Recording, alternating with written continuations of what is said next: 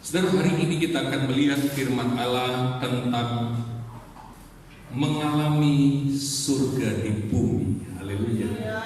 Kita buka dalam Injil Matius pasal yang ke-6 ayat 9 sampai ayat 10. Matius pasal 6 ayat 9 sampai ayat 10. Mari kita buka hati, mari kita sambil berdoa, kita minta Tuhan memberikan rema, memberikan pencerahan. Karena kalau kita tidak meminta, kita tidak berdoa, maka kita tidak mendapatkan rema. Kita hanya mendapatkan khotbah atau pidato yang biasa. Kita hanya mendapatkan pengetahuan hurufiah saja, saudara. Mari kita lihat Matius 6 ayat 9 sampai 10. Sambil berdoa, kita minta Tuhan masukkan sesuatu dalam hati kita. Kita baca bersama 2, 3. Karena itu berdoalah demikian: Bapa kami yang di surga, dikuduskanlah namamu, datanglah kerajaanmu, jadilah kehendakmu di bumi seperti di surga. Saya katakan amin. Adalah kehendak Allah bagi kita untuk mengalami di bumi ini, di dalam keluarga kita, dalam hidup kita. Tuhan ingin kita mengalami kerajaannya, mengalami surga di bumi. Haleluya. Apakah saudara mau mengalami surga di bumi? Ayat ini menjanjikan, saudara. Matius 6 ayat 9 sampai 10 ini menjanjikan kehendak Allah bagi kita. Tetapi saudara, walaupun ini adalah kehendak Allah, tetapi kita lihat dalam ayat ini, Yesus mengajarkan kita untuk mengusahakannya, untuk mendoakannya, untuk menghadirkannya dengan cara tertentu. Saudara, saya percaya bahwa kalau surga terjadi di dalam rumah tangga kita, kalau kehendak Allah, suasana di surga, keadaan di surga terjadi di dalam hidup kita, itu berarti, saudara, walaupun kita belum masuk surga, tapi kita sudah bisa mengalami surga di bumi ini. Haleluya. Bagaimana surga bisa memperlakukan kehendaknya di bumi sebagaimana yang sedang terjadi di surga? Bagaimana caranya? Kalau tadi kita baca, Yesus mengajarkan untuk kita mendoakannya, untuk kita menghadirkannya. Mari kita lihat secara lengkap dalam Alkitab bagaimana surga bisa memperlakukan kehendaknya di bumi. Yang pertama, surga bertindak melalui orang-orang yang tepat. Katakan bersama, surga bertindak melalui orang-orang yang tepat. Haleluya. Jadi dia butuh orang. Apakah orang itu adalah saudara? Tergantung apakah kita mau, apakah kita siap. Mari kita baca 1 Tawarik 12 ayat 32 berkata demikian. 1 Tawarik 12 ayat 32.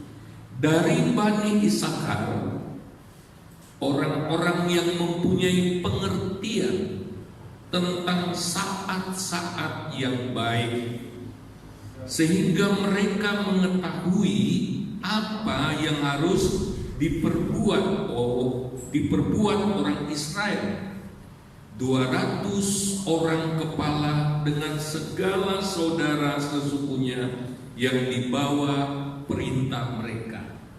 Saudara, dalam ayat ini kita melihat seorang yang bernama Isakar. Dia adalah orang atau sukunya adalah orang-orang yang memiliki pengertian yang begitu akurat tentang saat-saat yang baik. Kita tahu bahwa Tuhan bekerja menurut waktunya. Haleluya. Tuhan membuka pintu pada saatnya. Tuhan memberikan peluang-peluang pada saat yang tepat.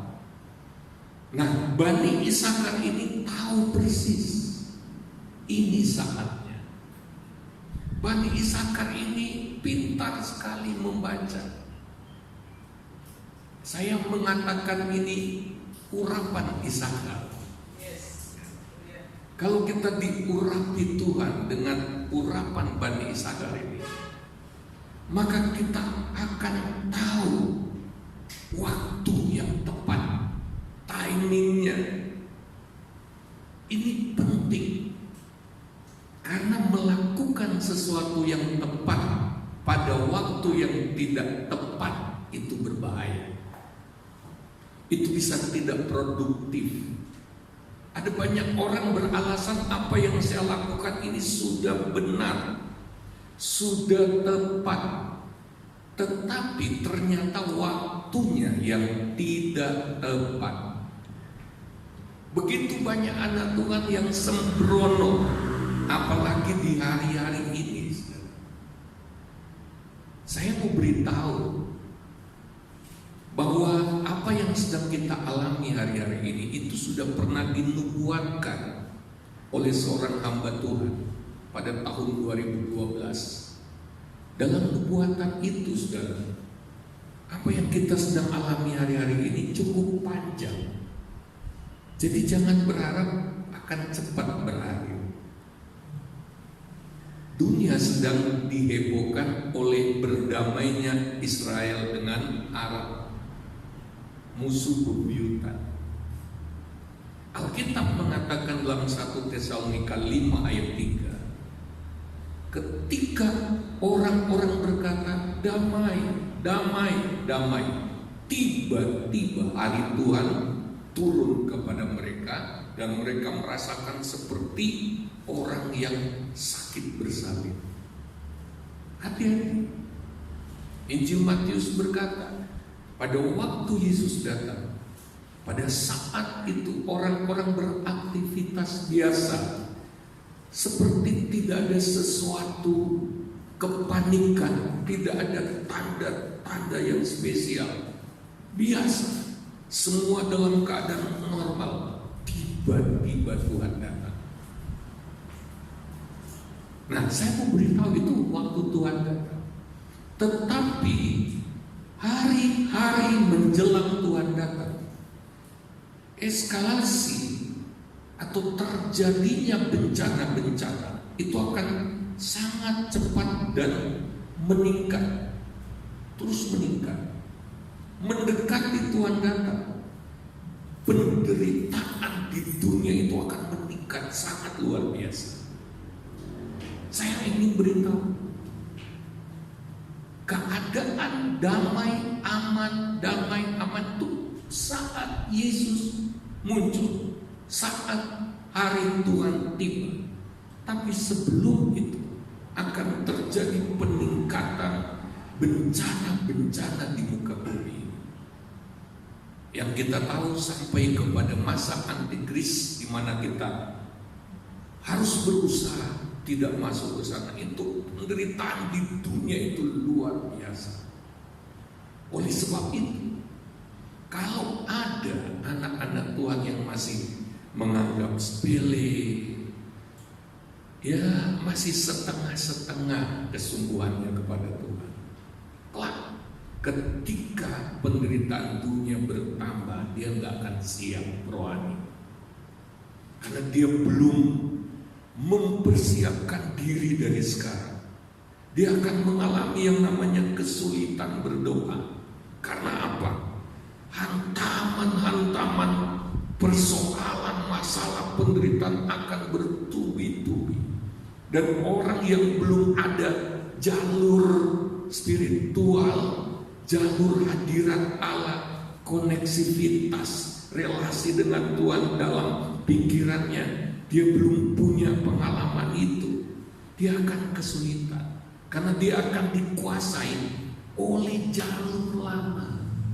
Dia belum memiliki jalur rohani di otaknya. Kemarin berapa hari lalu kami pindah-pindah di dapur, kemari pindah, kulkas pindah.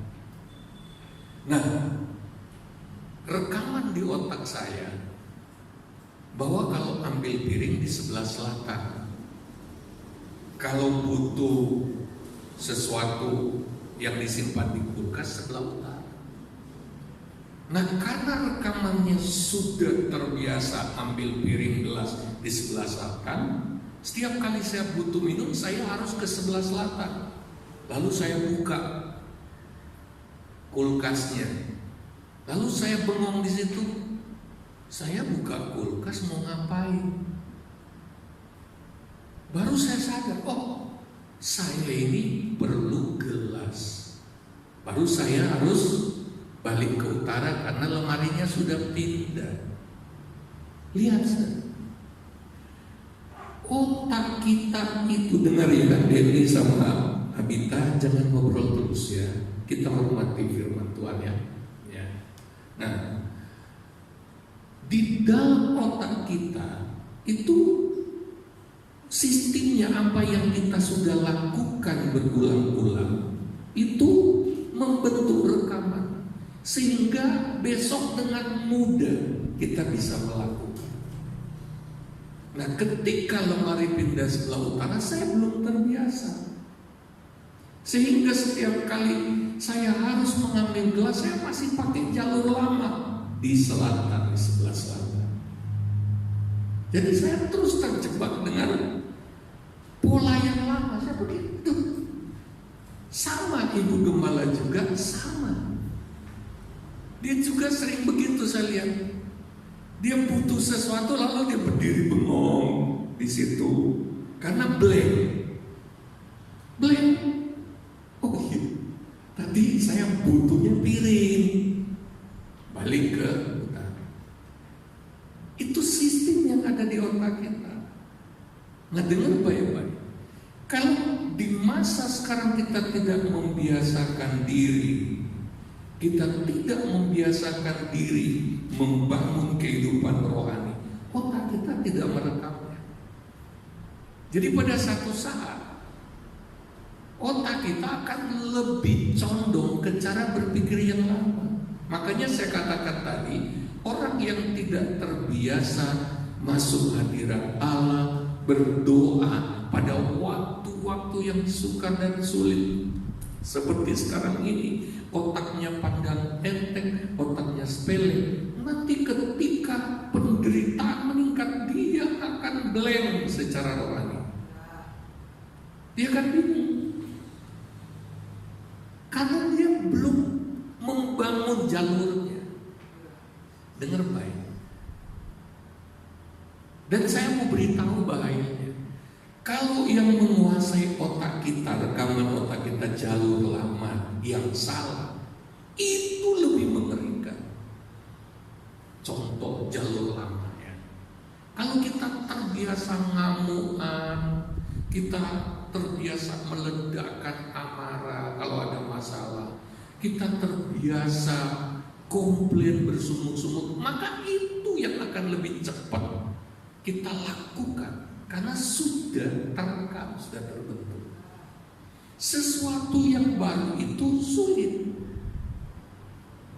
Saya bisa bayangkan kalau seorang yang belum berlatih bertinju suruh masuk ring, walaupun ototnya, kelincarannya bisa dilatih, punya potensi untuk jadi petinju yang luar biasa. Tapi kalau dia nggak dilatih, dia tidak akan siap. Nangkap maksudnya? Ya.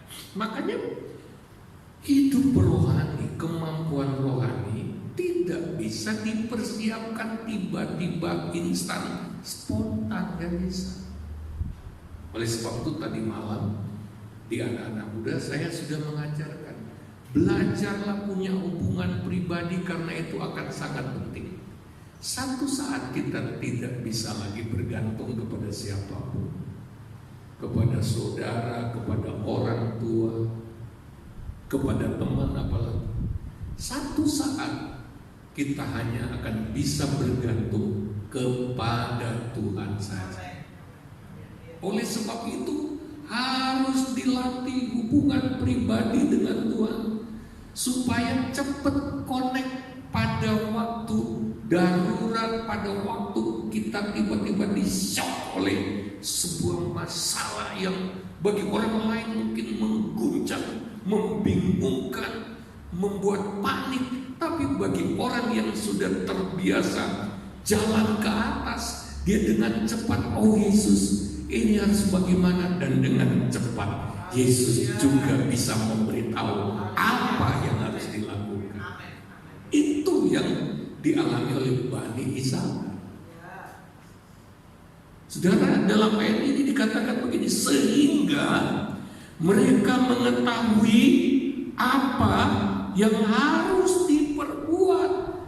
Orang Israel, mereka tahu, justru mereka yang menjadi patokan bagi begitu banyak umat Israel.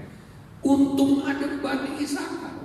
Kalau kita baca keseluruhan dari perikop 1 Korintus 1 Tawarik 12 ini, itu berbicara tentang pendukung Raja Daud untuk naik takhta. Raja Daud akan dinaikkan takhta. Nah, suku-suku lain di Israel itu terpecah belah. Misalnya suku Ruben itu sebagian mendukung, sebagian tidak. Tetapi kalau kita baca dalam ayat ini, dikatakan 200 orang kepala dengan semua saudara-saudara yang dibawa perintah, semua nggak terkecuali. Kenapa saudara-saudara bisa katut? Karena ini akurat, karena mereka tahu bahwa ini waktunya Daud naik takhta, ini waktunya, mereka kenali itu. Jadi mereka tidak bertindak asal, mereka tidak spekulasi, coba-coba enggak. Mereka enggak bertindak ragu-ragu, daripada enggak ambil keputusan, ya udah bikin aja keputusan, salah atau benar nanti lihat saja. Enggak.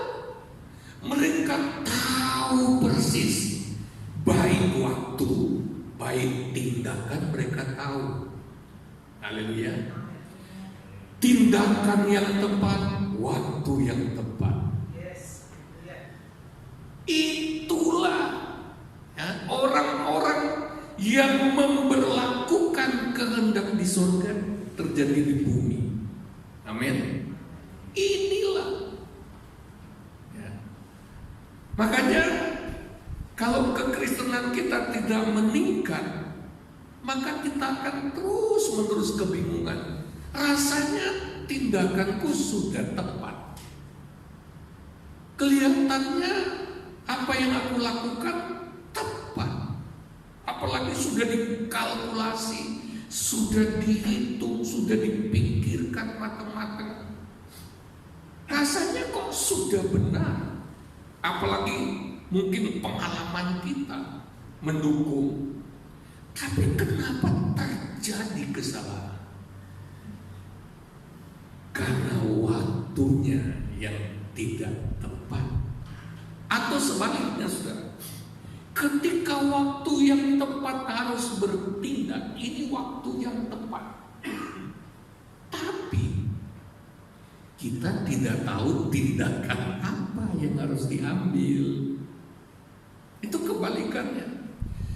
Tuhan sedang buka peluang, Tuhan sedang memberi kita kesempatan, waktunya sudah tiba, tapi kita bengong. Terus saya mau lakukan apa?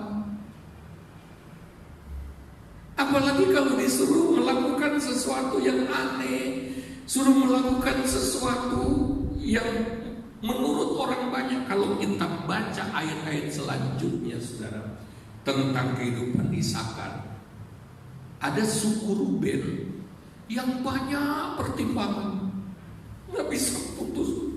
Nanti kalau begini bagaimana? Nanti kalau begitu bagaimana? Nanti bagaimana? Pertimbangan banyak orang, timbang menimbang, akhirnya tidak melakukan apa-apa. Kenapa? Dia sudah tiba pada waktunya Tuhan, itu peluang sudah dibuka Tuhan, inilah saatnya untuk melakukan sesuatu. Tapi dia bingung, saya mesti lakukan apa? Dan dia membuang waktunya Tuhan, kesempatan secara sia-sia. Kalau kita mendapatkan kepastian dari Tuhan tentang apa yang harus kita lakukan, kapan harus melakukannya, ya, kita tidak perlu ragu-ragu, tidak perlu bingung, dan tidak perlu mengira-ngira saja, berspekulasi untuk melakukan sesuatu. Harus akurat, terjadi secara tepat. Dan Tuhan sedang mencari anak-anak Tuhan seperti ini untuk Dia pakai, untuk Dia gunakan, untuk mengerjakan kehendak-Nya di surga agar terjadi di bumi. Kepada orang-orang seperti inilah surga terbuka. Makanya kita harus lebih serius mencari Tuhan, membangun hubungan dengan Tuhan, supaya nggak kaget bengong. Seharus gimana? Membuang terlalu banyak waktu. Orang-orang yang seperti ini, orang-orang yang tahu waktu dan apa yang harus dilakukan secara tepat, dia tidak punya banyak waktu untuk bengong. Orang kalau bengong itu berbahaya. Karena apa? Pikirannya terbuka untuk iblis. Waktu-waktu bengong itu berbahaya. Raja Daud pernah jatuh dalam dosa karena apa? Kebanyakan bengong di atas suatu rumah. Dia nggak ikut berperang. Dia berleha-leha di atas suatu rumah, lalu dia nonton di sana. Kenapa? Karena dia tidak tahu harus berbuat apa. Nah, mari kita seperti Bani Isakar. Haleluya. Ya. Matius pasal 16 ayat 2 sampai 3.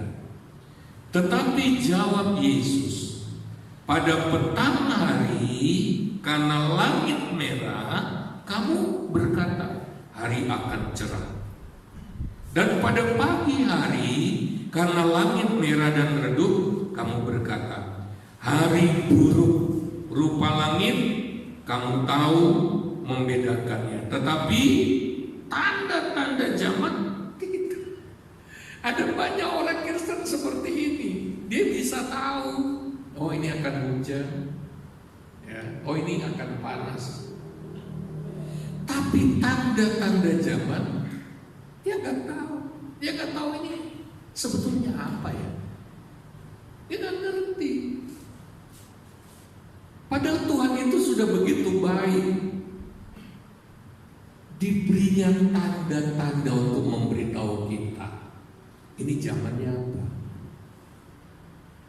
Mari kita menjadi anak-anak Tuhan yang mempunyai pengertian, mempunyai pengetahuan tentang zaman, lalu tentang apa yang tepat harus dilakukan di zaman itu.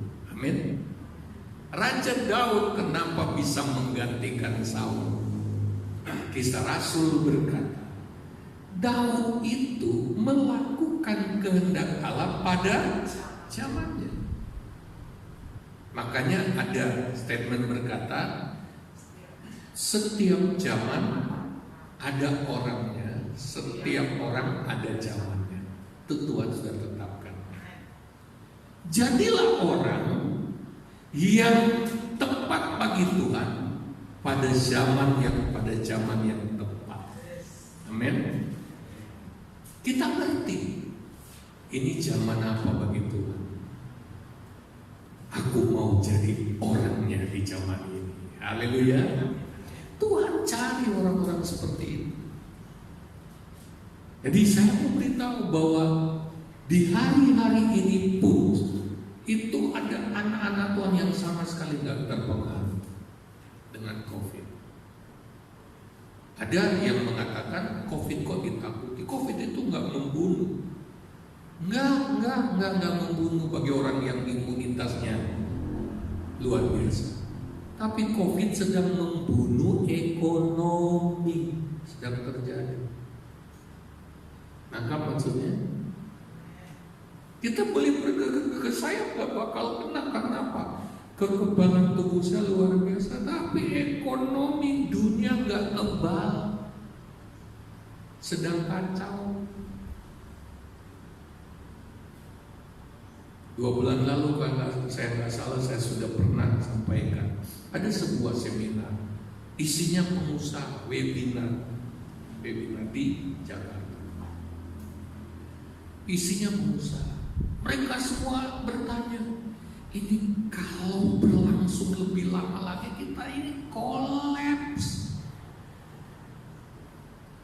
Kasihan karyawan yang ribuan. Begitu 2 bulan lewat, 3 bulan lewat, sudah banyak yang terjun bebas, sudah banyak yang gulung tikar. Kemarin kita agak sedikit bernafas lega. New normal yang akhirnya menghasilkan abnormal yang baru. Karena COVID bertambah-tambah.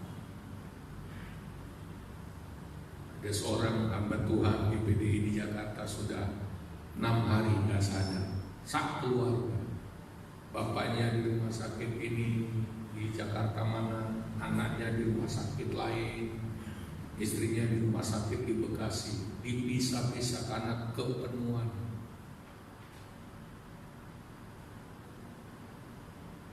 Ini masa yang tidak boleh dianggap enteng. Haleluya. Kalau ekonomi merosot, saya tahu yang terjadi apa? Daya beli masyarakat lemah. Para pedagang produk-produknya nggak mampu dibeli oleh masyarakat. Kita harus tahu apa yang mesti kita lakukan di zaman ini. Hari-hari ini ada banyak orang justru melakukan yang tepat di hari-hari ini, dan dia survive, dia bertahan bahkan bisa jadi berkat, bisa menolong banyak orang. Haleluya. Itulah Bani Isakar. Dia salah satu dari 12 suku Israel, tapi Tuhan pakai dia untuk memberitahu apa yang harus Bani Israel lakukan. Kita sudah belajar bahwa di dalam komunitas Tuhan itu memanifestasikan dirinya melalui karunia-karunia yang berbeda. Haleluya. Saya tidak memiliki semua karunia. Bisa jadi karunia seperti Isakar ini sebenarnya ada di saudara. Amin. Yang dibutuhkan oleh semua jemaat GPD Meleri. Haleluya. Coba bayangkan kalau ada dari kita yang banyak berdoa ingin dipakai Tuhan, ya, untuk membawa pesan-pesan profetik. Tiba-tiba karena kita hubungan dengan Tuhan luar biasa, lalu Tuhan kasih pesan, katakan kepada jemaat GPD Meleri. Bahkan bukan cuma kepada jemaat GPD Meleri, pada semua anak-anak Tuhan, lakukan ini di masa ini. Wow. Haleluya, kita bukan hanya akan dipelihara Tuhan, tapi kita akan jadi kesaksian yang luar biasa. Inilah waktunya kita muncul dengan karunia-karunia yang ada pada kita. Ada aminnya? Kenapa? Tuhan juga cuekin kita cuekin kepentingan Tuhan. Tuhan cari-cari ada nggak ya di jemaat di sini, ada nggak ya orang yang mau kupakai? Oh, cuek. Kalau Tuhan tanya saya, kenapa sih di jemaat, di gereja GPD Meleri kok nggak ada ya yang mau saya pakai untuk kepentingan banyak orang? Saya akan jawab begini, ya jangan-jangan untuk kepentingannya sendiri saja dia nggak peduli, apalagi kepentingan orang lain. Mari kita mulai berpikir bagaimana hidup kita itu bisa menjadi berkat bagi banyak orang. Jangan cuma pikirkan kepentingan diri sendiri. Semakin kita mementingkan diri sendiri, justru kita akan semakin terpuruk. Haleluya. Masih ingat cerita dua orang berjalan di tengah malam di cuaca yang bersalju? Masih ingat? Ada orang tergeletak, yang satu bilang, boro-boro nolong kamu, nolong diriku sendiri yang sudah mau beku ini aja aku nggak mampu, gimana nolong kamu? Tapi ketika yang satu lewat, dia berusaha menggendong orang ini. Apa yang terjadi? Waktu dia tolong orang itu, maka badannya menjadi hangat, badannya menjadi berkeringat. Dia terhindar dari kebekuan karena cuaca dingin. Dalam beberapa cara ke depan, mereka menemukan orang yang tadi lewat duluan sudah tergeletak, gak kuat dengan dingin, mati. Berapa banyak orang Kristen di masa sulit, dia semakin egois, dia semakin mementingkan diri sendiri. Pokoknya bagaimana aku ini yang bertahan, kalau perlu orang lain aku hancurkan, walaupun orang lain rugi, yang penting aku untung. Itu tambah hancur. Hari-hari ini kita harus seperti Bani Ishakar, gak cuma mikir diri sendiri, tapi dia dipakai Tuhan. Karena dengan menolong orang lain, kita menolong diri kita sendiri. Haleluya. Hari kita mulai ada kerinduan itu, mulailah berdoa. Di komunitas kita mulai berdoa, Tuhan, umat-umatmu butuh apa ya Tuhan? Minimal anggota kompakmu, anggota komselmu mulai terbuka. Ketika Tuhan melihat hatimu yang tidak mementingkan diri sendiri lagi, yang menyediakan diri untuk dipakai oleh Tuhan menolong orang lain, maka Tuhan akan mengurus, Tuhan akan bertanggung jawab atas hidupmu. Haleluya. Karena engkaulah orang pentingnya Tuhan. Amin. Jadi jangan egois. Sekali lagi, kalau kita egois, kita makin terpuruk, makin terpuruk. Kami, keluarga hamba Tuhan, di masa-masa yang seperti ini, apalagi kemarin baru lamaran, saya berpikir habis. Tapi nggak pernah habis, selalu terisi dari luar. Saya lihat deposito, kaget, masuk lagi. Dan saya nggak mencerita-ceritakan, enggak.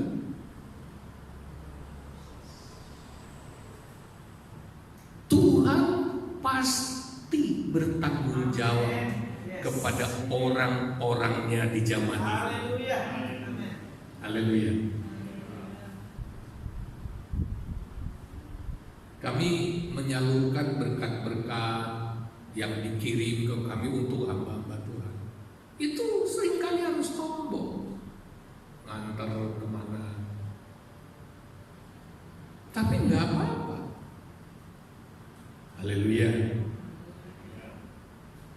Yang penting begini, kita itu tahu ini waktunya dan apa yang harus kita lakukan. Amin. Enggak juga asal. Kita harus berdoa. Kita harus berdoa. Kita harus dekat dengan Tuhan sehingga kita jadi tahu apa yang harus kita lakukan. Jangan tunggu. Saya tidak menubuatkan saudara mengalami, enggak. Ini saya cuma sampaikan apa yang Alkitab katakan. Haleluya. Jangan sampai masa makin suka, lalu waktu kita kalang kabut, terus mulai menghubungi orang-orang, tolong saya. Orang-orang lain juga sama. Orang-orang lain juga hanya bisa berharap pada Tuhan. Orang cuma bedanya orang-orang lain itu sudah terlatih hidup dengan Tuhan sehingga mereka nggak terlalu banyak menjerit-jerit, berkuar-kuar. Tapi orang yang nggak siap itu pasti kalang kabut. Berdoalah sama Tuhan, udah malah nggak fokus berdoa, nggak terlatih. Tuhan memberi kita banyak waktu untuk melatih diri sebelum masa-masa itu tiba. Amin. Tapi seringkali kita berkata, ini kan aman, ngapain membangun kehidupan rohani? Justru inilah masa-masanya. Orang Israel ketika mereka keluar dari Mesir berjalan menuju tanah perjanjian. Hari ke-6, tiap hari ke-6 itu Tuhan turunkan mana dari langit 2 kali lipat. Kenapa? Sebab hari ke-7 tidak ada mana. Mereka harus ibadah, harus memutuskan hari ke-7. Jadi hari ke-6 itu double. Nah sekarang pertanyaannya begini, bagaimana kalau ada orang Israel malas, dia cuma ngambil seperti biasa. Wah kesel, hari Minggu dia akan kelaparan. Tuhan itu polanya begini, sebelum sesuatu terjadi, di depan dia sudah persiapkan. Amin. Akan ada waktunya. Di mana sudah cari firman nggak dapat lagi. Tapi sebelum itu biasanya menurut polanya Tuhan dia akan kasih 2 kali lipat. Ayo makan firman, renungkan firman ini, mana 2 kali lipat diturunkan. Karena ada saatnya tidak ada mana lagi akan turun. Tapi seringkali kita justru menganggap enteng. Ya, ambil dikit aja nggak apa. Aku ada kesibukan. Aku nggak bisa. Gitu. Aku nggak bisa. Ibadah keluarga, aduh sibuk. Gitu. Saya mau beritahu, kita sedang diberi persiapan oleh Tuhan. Coba di PSBB mikro, bukan lagi besar. Mikro itu pemerintah akan terapkan sampai ke RT. Ini karena Indonesia ini kebangetan, sudah diisolasi oleh puluhan negara, nggak boleh datang ke sana, masih belum sadar juga. Sudah di atas 232 kalau nggak salah COVID di Indonesia. Wow. Dan ada wacana berkumpul tidak boleh lebih dari 5 orang. Nah, kita masih bisa, tapi diwacanakan kalau bisa tak boleh lebih dari 5 orang. Kita itu tadi dipersiapkan oleh Tuhan, bikinlah kompak malah 3 orang.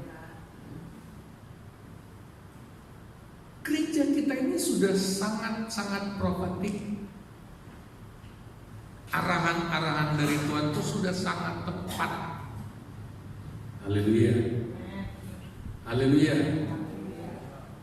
Kita sudah dikasih pelajarannya. Bahkan kalau itu dijalankan sebagaimana petunjuk firman pengajaran yang kita sudah terima, itu akan sangat dahsyat sekali. Haleluya. Akan lebih efektif. Tuhan bekerja melalui kompak itu asal serius mempraktekkan. Nggak cuma keluar masuk tiap hari Minggu. Kita dininabobokan oleh Kristen agamawi. Kita berpikir asal tiap minggu aku datang gereja, tiap minggu aku hadir di gereja, itu sudah paling dahsyat. Padahal itu kekristenan, membuktikan kekristenan yang lemah. Kalau cuma sekedar hari ini keluar nggak melakukan apa-apa, lalu apa gunanya? Tapi kita dipersiapkan oleh Tuhan. Ayo lakukan ini, ayo lakukan ini, ayo lakukan itu. Bisa bilang amin? Kita tahu. Secara rohani kita tahu apa yang harus dilakukan. Secara jasmani kita tahu apa yang harus dilakukan. Kalau kita lihat, kata Isakar itu artinya upah atau hadiah dari sesuatu yang telah dikerjakan atau dikorbankan. Isakar itu diperoleh setelah Lea ibunya mengorbankan buah tudaim dari anaknya, ya, Ruben. Ruben pergi ke ladang ketemu buah tudaim. Konon buah tudaim ini di masa itu dianggap benar atau tidak, tapi dianggap ini bisa meningkatkan hubungan suami istri. Ya. Konon. Maka si Rahel meminta kepada Lea, tolong dong, kasih aku buah tudaim. Lea bilang, oh enak saja kamu. Kamu sudah ambil suamimu, sekarang minta lagi buat tudaim anakku. Tapi baiklah. Ya. Rahel waktu itu belum punya anak, mandul. Tapi kemudian Lea menyerahkan, mengorbankan, mengambil itu dari Ruben, kasihkan ke Rahel. Oleh sebab itu, malam itu atau selanjutnya ketika Lea mengandung Isakar dan melahirkan, Lea bilang, ini upah, ini hasil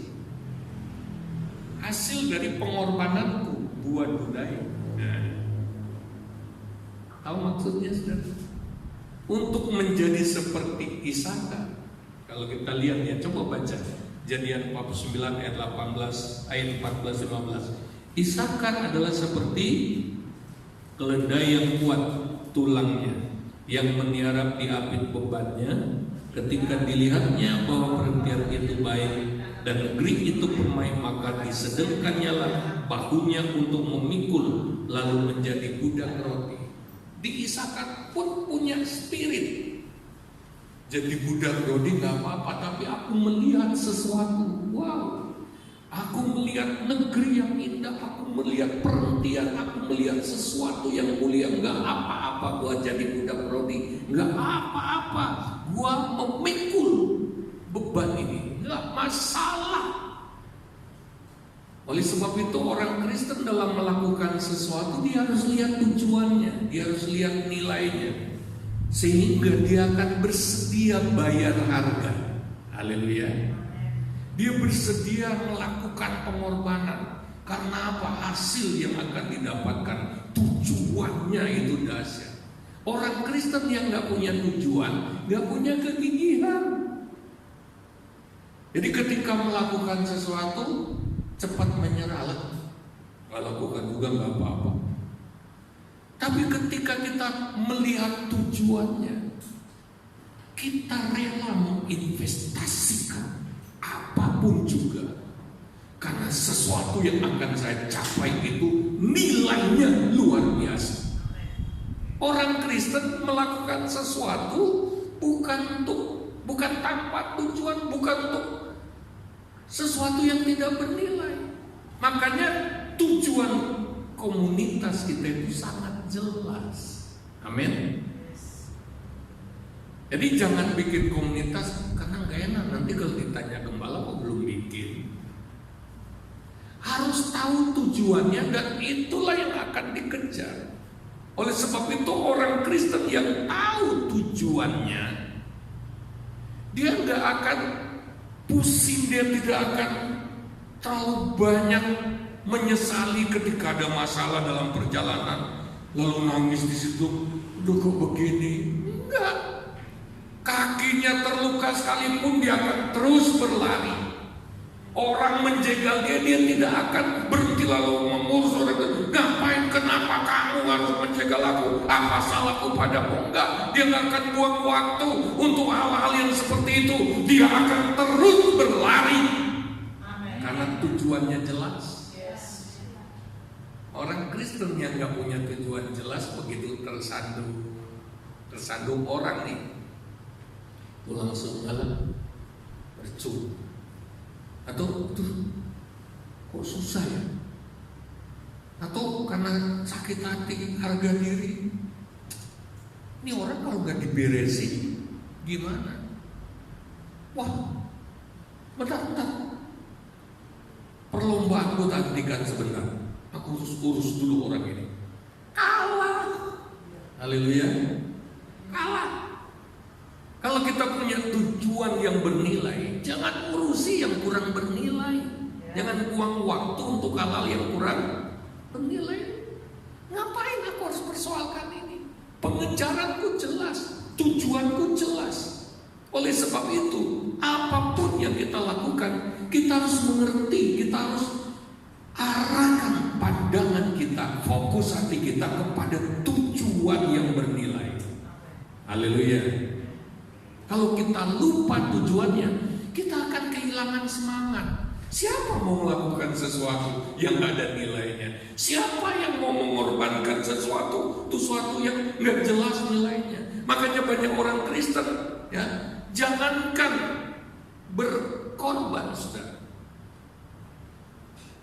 melakukan yang tanpa pengorbanan pun dia gak akan mau lakukan. Apalagi berkorban, ngapain? Tapi anak Tuhan yang tahu tujuannya yang jelas, tujuan ilahi yang bernilai, dia akan berani mengorbankan waktu, tenaga, korban perasaan sekalipun, korban harga diri sekalipun, korban apapun, asal aku bisa sampai pada tujuan itu. Haleluya. Jadi saya anjurkan terus periksa tujuan komunitas, tujuan kekristenan saudara. Periksa, sebetulnya ngapain ya? Apa yang harus kita lakukan dalam komunitas? Bagaimana kalau berbenturan? Berbenturan itu nggak perlu banyak diurus. Manfaatkan itu untuk mencapai tujuan. Amin. Justru kita manfaatin. Jangan mengurus bagian yang nggak berguna. Contoh, kalau kita saling bergesekan dalam komunitas, ya, itu jangan mengurus karakter orang itu. Misalnya, saya harus une-une ke dia, nggak ada gunanya, nggak ada gunanya. Pikirkan begini, gimana caranya saya bisa memanfaatkan orang ini untuk sebagai pembentukan karakterku. Bahkan bagaimana saya bisa memanfaatkan orang ini untuk saya bisa mengaktifkan karunia-karunia yang ada padaku. Amin. Bagaimana saya manfaatkan kelemahan, kejelekan orang ini sebagai ladang untuk aku melayani dengan penuh kasih Kristus. Itu yang harus difokuskan, harus jadi fokus hati kita. Nggak perlu urus yang nggak bernilai. Yang nggak bernilai itu gini, saya harus emosi sama dia, saya harus ledakan amarah sama dia, saya harus ngunyeng-ngunyeng ke dia, saya harus ngunyeng-ngunyeng dia. Nggak ada gunanya itu, nggak ada gunanya. Tinggalkan itu. Apalagi kalau sudah diunyeng-unyeng dia balas lagi, oh, dia apa ya? Kamu yang salah kok. Aku kan cuma mau selesai sampai kapan? Begitu pertandingan selesai, kita nggak pernah sampai garis akhir, rugi. Haleluya. Ya. Mari lihat yang berikut, Hakim-Hakim 5 ayat 15. Kita tidak akan selesaikan ini khotbah sekaligus pada pagi ini. Kita hanya akan lihat Bani Isakar. Kalau sudah mau belajar, belajarlah. Ya. Hakim-Hakim 5 ayat 15. Juga para pemimpin suku Isakar menyertai Deborah, dan seperti Isakar demikianlah Naftali menyertai Barak. Mereka menyusul dia dan menyerbu masuk lembah.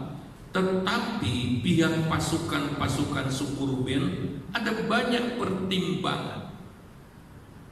Ini dia bedanya Isakar dengan yang lain. Yang lain banyak pertimbangan, tapi Isakar bertindak tepat menghadapi musuh. Hidup kita juga banyak kompetitornya, pesaingnya. Amin. Tapi Isakar luar biasa, karena dia orang yang akurat, tepat mengetahui kehendak Tuhan. Oh, ya nggak seperti Ruben, terlalu banyak pertimbangan, terlalu banyak pertimbangan. Tapi Isakar juga nggak ceroboh, dia udah tahu, dia udah berdoa dan Tuhan sudah beritahu, sehingga pada waktu menghadapi kompetitor, ini yang masuk, ini waktu yang tepat, hajar dia, habis dia. Haleluya. Tuhan tidak menjanjikan bahwa hidup kita itu tanpa masalah, tanpa musuh. Tapi Tuhan janjikan akan memberi kita cara menghadapinya dengan tepat. Amin. Amin. Ya. Saya mau melompat ini ya.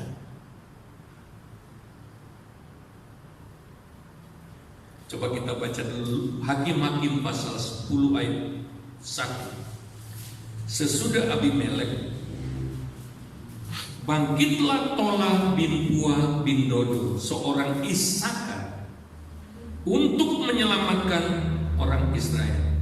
Ia diam di Samir di pegunungan Efraim. Lihat, Isakar bangkit untuk menyelamatkan orang Israel. Ini artinya apa? Bertindak tepat untuk berdampak. Amin. Dengar baik, saudara. Tuhan bukan hanya akan menolong diri, tapi Tuhan akan menolong orang lain melalui dirimu juga. Beri kemuliaan bagi Tuhan. Sekali lagi, Tuhan bukan hanya sanggup memberkati, tapi Dia juga sanggup memakai hidupmu jadi berkat. Ini dahsyat, keren banget. Kalau kita diberkati itu sudah luar biasa, tapi lebih dahsyat lagi, kita menjadi alatnya Tuhan. Kita dipakai oleh Tuhan untuk memberkati banyak orang. Wow. Makanya hiduplah dengan tidak mementingkan diri sendiri. Rindukanlah untuk jadi berkat. Haleluya. Haleluya. Lebih dekat dengan Tuhan. Ini waktunya. Saya menangkap dari Tuhan, ada sementara jemaat yang mulai terus saja bosan ibadah keluarga terus saja.